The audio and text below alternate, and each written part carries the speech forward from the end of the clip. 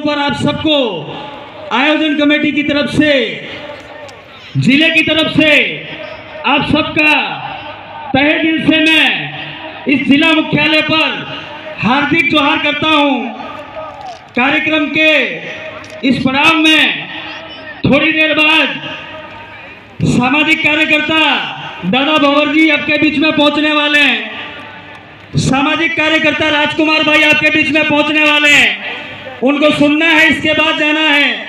बातें बहुत सारी हो गई, मैं 3 बातों पे बात करूंगा। व्यवस्था, शिक्षा, स्वास्थ्य।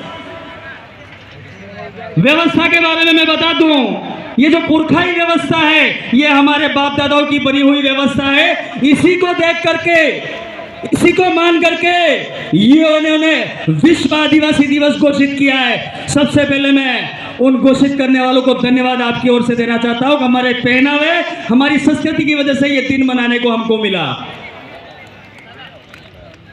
यही व्यवस्था में मैं थोड़ा सा आगे जाऊंगा। कहना चाहूंगा, हमारे किसी व्यक्ति का मौत हो जाता है, उसके 11-12 दिनों बाद में कार्यक्रम होता है, सबका होता है, लेकिन अपनी व्यवस्था में कार्यक्रम थोड़ा सा संदेश पूर्ण होता है। वहाँ कुछ वक्ता बोलते हैं, हम जहाँ जहाँ मौका मिलता है वहाँ आपके बीच में आकर के बात करते हैं। यहाँ प्रशासन के भी साथी बैठे हुए हैं, डिप्टी साहब बैठे हुए हैं, सीआई साहब बैठे हुए हैं कोतवाली, और प्रशासन के दूसरे साथी, मीडिया के साथी। मैं आप सब साथियों से, प्रशासन के और मीडिया के साथियों से कह देना चाहता हूँ, पिछले दिनों आपने एक मुहिम चलाई पत्थरबाजों को लेकर के। उसमें आपने पंचायत वाइज मीटिंग करी, आप हमारे वहाँ पंचायत में भी पधारे। हमने आपको वहाँ अवगत कराया कि जितने भी पत्थर मारने वाले बच्चे हैं उसका एक से भी हमारा ताल्लुक नहीं है। एक साबित करके दिखा दो अगर हमने पत्थर मरवाया किसी से। ये राजनीतिक लोग अपनी रोटियां सेकने के लिए, इनका धरातल खत्म हो गया है। उसकी वजह से आए दिन हमारे ऊपर अनर्गल आरोप लगाते हैं, हमारे कर्मचारियों को परेशान करते, हमारे समाज सेवियों को परेशान करते, जो निस्वार्थ भावना से इस समाज के साथ में कंधे से कंधा मिला करके लड़ रहे हैं। कई लोगों ने अपना बलिदान दे दिया है। बात स्वास्थ्य की कर लेते थोड़ी सी। यहाँ जितनी मेरी बेटियां, जितने मेरे बेटे बैठे हैं, इनका वजन करवाओगे तो 35-40 किलो वजन है। ये बात कहना इसलिए ज़रूरी है क्योंकि हम हर जगह जाते हैं, यही बात करते हैं। दिन का एक टेलीफोन हमारे पे आता है कि हमारी बच्ची को ब्लड देना है। इस हॉस्पिटल से पास में ही हॉस्पिटल है, और ये विडंबना है कि उसका पति है, उसको खून नहीं दे पाता है। सोचनीय बिंदु है, जरा सोचिएगा कि उसका पति है, उसका जीवन संगिनी को खून नहीं दे पा रहा है, वो उसको बचाने के लिए अपना ब्लड नहीं दे पा रहा है क्योंकि उसका वजन 50 किलो नहीं है। मेडिकल डिपार्टमेंट का तय है कि 50 किलो वजन वाला व्यक्ति खून दे सकता है।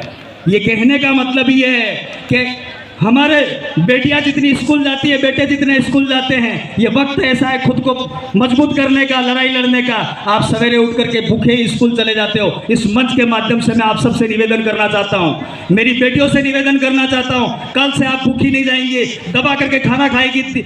कम से कम दिन में 3 टाइम खाना करके मजबूत रहोगे तो इस सिस्टम से लड़ पाओगे। सिस्टम मारने पे उतारू हो गया है, चाहे वो केंद्र का हो, चाहे वो राज्य का हो। मैं किसी पार्टी को इस मंच के माध्यम से गाली नहीं देना चाहता हूं। अगर ये जितनी सरकारी योजना देनी ही है, आप वन विभाग के अंदर दीजिए। क्या कारण है कि आदिवासी निवासरत रहता है वहीं आप इन योजनाओं को देते हैं? ये कहने का मतलब इसलिए, मेरी पंचायत का मसला था, वन विभाग की जमीन को लेकर के वहाँ पंचायत भवन बनवा रहे हैं हम लोग। तो ये जितने पावर प्लांट आते हैं, जितनी भी स्कीमें आती है सरकार की, यही वन विभाग के क्षेत्र के अंदर सरकार क्यों नहीं लगा सकती है? अडानी अंबानी को दे सकती है, तो यहां देने में क्या मौत आ रही है इनको? अरे कुछ पूंजीपतियों के लिए आप लोग काम करने में उतारू हो गए, कुछ लोगों के लिए उतारू हो गए। इस देश से आदिवासियों को खत्म करने की मुहिम चालू कर दी है इन लोगों ने। ये विश्व आदिवासी दिवस के लिए इसलिए कह रहा हूं, पूरा विश्व इस व्यवस्था के अनुसार चलता है। एक बहुत बड़ा गंभीर मसला है हमारे समाज में, वो फिर कह देना चाहता हूं, जहां जहां मौका मिलता है वहां हम लोग कहते हैं पोक्सो। ये बहुत बड़ी दुखद बात है प्रशासन के भी साथियों को अवगत करा देना चाहता हूं। राजी खुशी साथ में जाते हैं, 5 लाख की लालच में वकील, 5 लाख की लालच प्रशासन के अधिकारी उस बेटी के और उस बेटी के द्वारा बेटे के खिलाफ मुकदमा दर्ज करा देते हैं। वो जाता तो 16-17 साल का है, जब वो बाहर आता है तब उसकी उम्र 36 से 40 साल के आसपास हो जाती है। वो मेरी उम्र का होकर के बाहर आएगा। साथियों, सोचने का वक्त आ गया है। ये जितने भी मसले हैं, वहाँ उस पंडाल के अंदर कमेटी व्यवस्था के कमेटी बैठे हुए हैं, उनसे जाकर के संपर्क करके गांव के वडीलों से, गांव के रिटायरमेंट कर्मचारियों से आप मिलकर के काम करें। एक लाश पत्थरबाजी का जो मामला है, यहाँ जितने बैठे हो, यहाँ जितने कर्मचारी आए हो, जितने कमेटी आए हो, जितने नेता आए हो, उन सब की जिम्मेदारी बनती है अपनी अपनी पंचायत में 10 लोगों की ऐसी टीम बनाए जो रात के अंदर गश्त लगाए। और ये पत्थर मारने वाले किसी के सगे नहीं है, वो देख के नहीं मारते कि ये आदिवासी, ये बामण है, ये राजपूत है, ये बनिया है। वो लूट मार करने के लिए, उसकी आकांक्षों को पूरा करने के लिए, उसी बात को जोड़ते हुए मैं मेरी लास्ट बात कहना चाहूंगा। सरकार बहुत सारी स्कीमें देती है, पंचायत के माध्यम से, प्रधान कोटे से, एमएलए कोटे से, सांसद कोटे से बहुत सारी स्कीम्स देती है। फ्री की रेवड़ी बढ़ती है, ऐसा पिछले चुनाव में चला। अगर देना ही चाहती है सरकार, अनाज तो हम पकाने वाले लोग हैं, खाने वाले लोग हैं, अगर देना ही है, हर घर में एक बेटा पड़ा हुआ है, हर घर में एक बेटी पड़ी हुई है, उसको नौकरी दे दीजिए बिना कंपटीशन के। अगर आपको देने का ही शौक है और देना ही चाहते हो, इन आदिवासियों का भलाई करना चाहते हो, हर बेटा बेटी ट्रेनिंग करके बैठा हुआ है, उसको नौकरी दे दीजिए, यहाँ की समस्या खत्म हो जाएगी। बहुत सारी बातें दोस्तों करने को मन करता है। आज जो कार्यक्रम में हमने एक आयोजन कमेटी और हमने एक तय ये किया था कि डीजे के गानों पे हम लोग डीजे के गाने को हम लोग यहाँ नहीं प्रस्तुतियाँ करवाएंगे, लेकिन जिनका कार्यक्रम रह जाए वो मायूस मत होना। अक्टूबर महीने के अंदर बेंडका के अंदर कार्यक्रम है, वहाँ हम रात्रि कार्यक्रम में सारे सांस्कृतिक कार्यक्रमों को मौका दे देंगे, इसलिए आप निराश नहीं होए।